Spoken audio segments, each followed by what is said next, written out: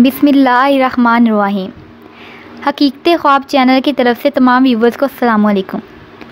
आज की वीडियो में मैं आपको बताऊंगी ख्वाब में सांप देखने की ताबीर। अगर साहिब ख्वाब सांप देखे तो ये दुश्मन से मुतरादफ़ है, इसका मतलब है कि किसी से दुश्मनी होगी।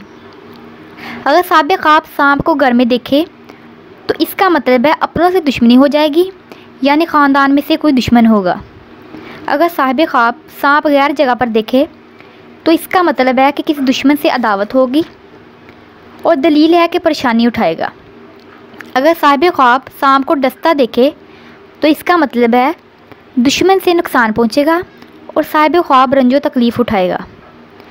अगर साहिब ख्वाब सांप को मारता देखे तो दलील है दुश्मन पर गालिब आएगा, मुसीबत से निजात होगी। व्यूवर्स, ये थी हमारी आज की वीडियो। अगर आपको हमारी ये वीडियो पसंद आई हो तो इसको लाइक करें और शेयर करें, और अगर आपने हमारा चैनल सब्सक्राइब नहीं किया तो अभी सब्सक्राइब करें और इसके साथ बेल आइकन पर क्लिक करें ताकि आपको हमारी नई वीडियोस मिल सके।